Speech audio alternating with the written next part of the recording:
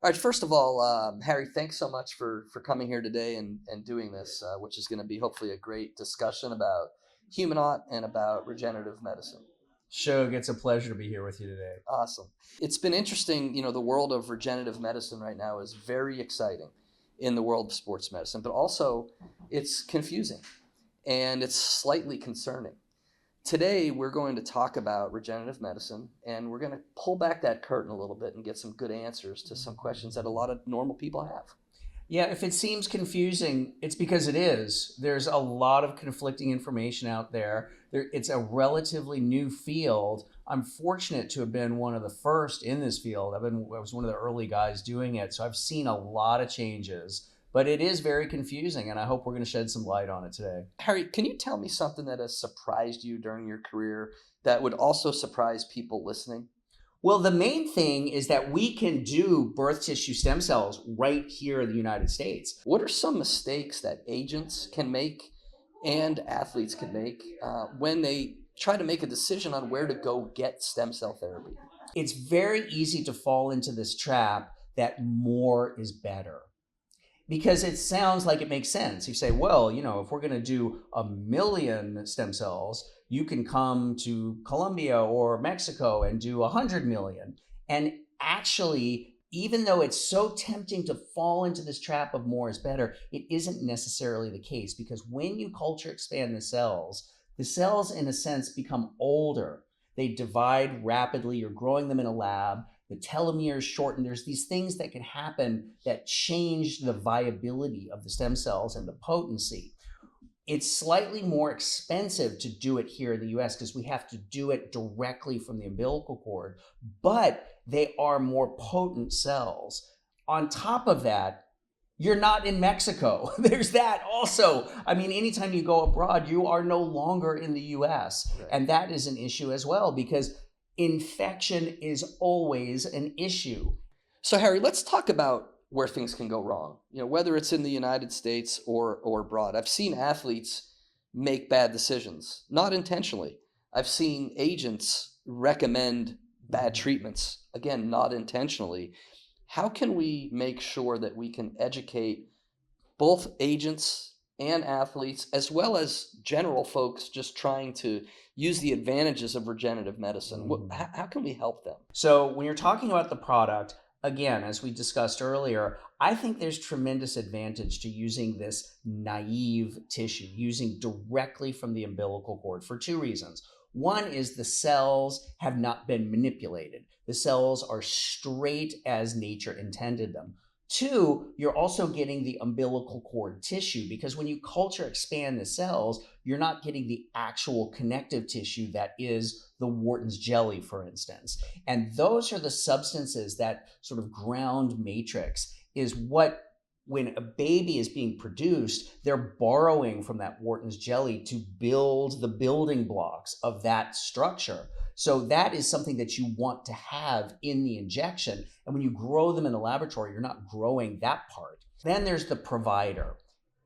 These therapies need to be precise.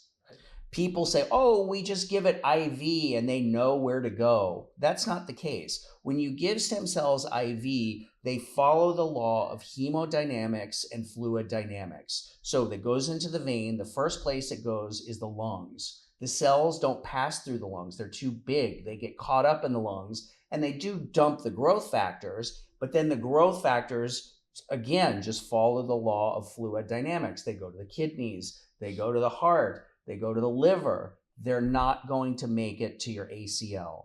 They're not going to make it to your intervertebral discs, which have no blood flow at all. So the actual precise injection is critical. People, in the United States talk about, well, it's not FDA approved to get my knee injected with stem cells. What does that mean? Is it an FDA Sure. issue, or is it an FTC issue where certain people are allowed to say certain things that we're not allowed to say? Can you just help Sure. differentiate that? Sure. So it is complicated because the FDA approves drugs, and stem cells are a biologic, and the FDA does not approve biologics. The cells that we use here in the US are through this 361 pathway. The 361 pathway is tissue banking. So if you need a skin graft, if you need a lung, if you need an eyeball, you go to a tissue bank. Similarly, if you want to use umbilical cord cellular tissue products, you go to a tissue bank. That's what we use here in the US. Is it ethically sourced? People are very concerned that it's not Yeah. ethically sourced. Like, wait, Yes. you're getting this tissue. Where are you getting it? Sure. So can you just speak to Sure, that? absolutely. So remember, there's the baby and then there's the birth tissue. And so the birth tissue consists of the umbilical cord, the amniotic membrane, and the placenta.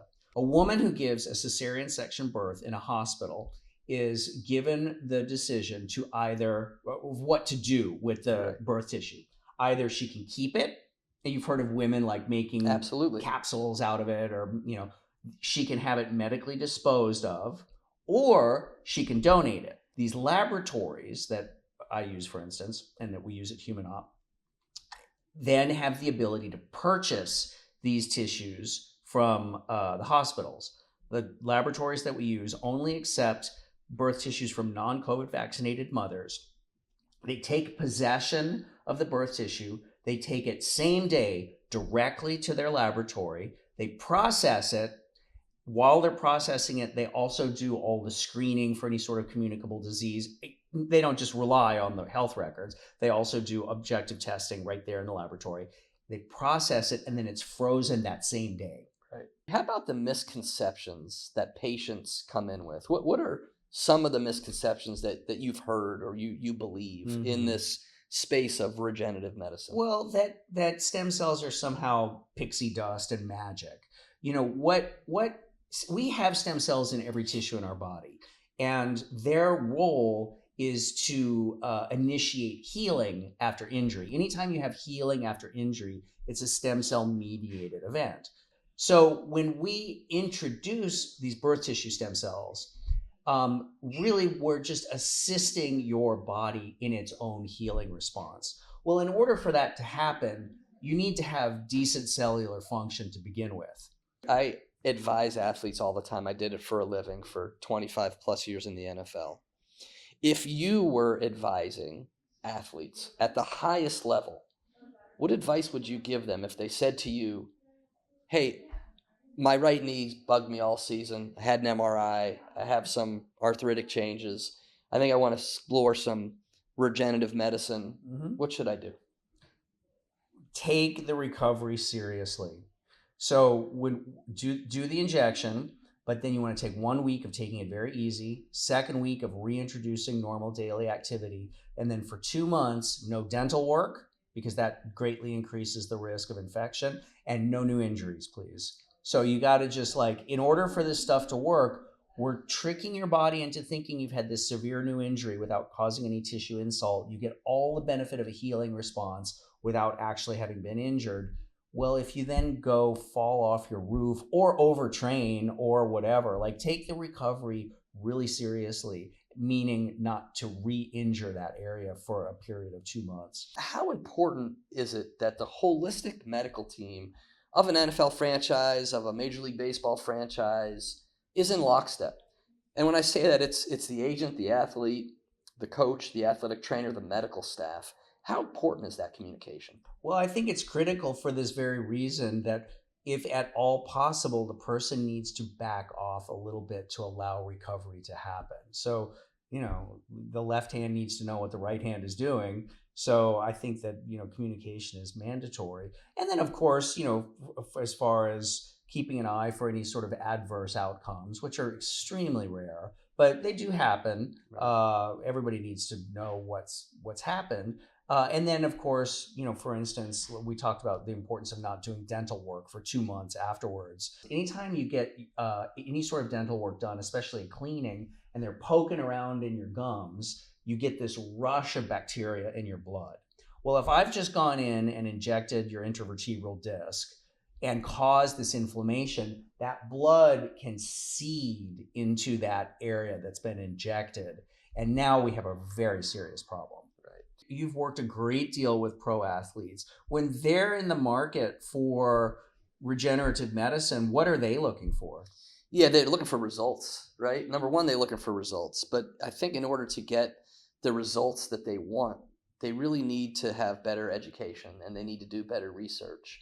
And that's what this whole conversation was about, was to educate people. But when you come to Humanot Health, the clinic here in Austin, it's white glove concierge treatment. You're treated special, right? And Mhm. not if you're just a professional athlete, but if you're anyone, you come to this clinic, you're treated special. Mhm. And it's a nice place, it's a comfortable place, it's a private place, and I think that it would serve not just athletes very well, but normal folks that are looking to learn about and receive regenerative medicine treatments.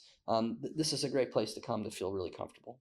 So, in your travels, when you've seen things go wrong with athletes seeking regenerative medicine, especially abroad, what are some of your horror stories with that? Yeah, I'm certainly not going to throw anyone under the bus, but it's really communication. Again, we talked about a little bit earlier, as to having the whole medical team in lockstep with your treatment plan. You have a lot of different people touching you and doing your treatment. If you have an acute injury and you're in the middle of a long rehab, for instance, really you want to be forthright and discuss that with your surgeon, the team doctor, your team clinical care team, whether it's the athletic trainers, the physical therapists, and everyone, so that there's no missteps, because Mhm. you do need to treat these treatments special, right? Whether it be to back down from the training you're doing, whether to make sure that you get with the team dietitian to make sure your nutrition is sound, make sure that your sleep is sound, your mental health is sound, all these things. So where I've seen it go wrong is secrecy, is where these athletes, for whatever reason, don't want to tell their team. They don't want it, the front office. They don't want the GM to know. They don't want the coach to know. I think the GM and the coach would be happy to know that you're a lot of times paying your own money to advocate for yourself, to make yourself better. So I don't think the Mhm. secrecy really benefits Mhm. anyone. Well, this has been a very educational discussion, and your knowledge and your expertise on this topic is amazing. So thanks for taking the time today to educate athletes, to educate humans, to educate agents that represent athletes, and to educate me on the topic of regenerative medicine. Thanks so much. We had a great time today. It's been a pleasure, Shug. Thank you.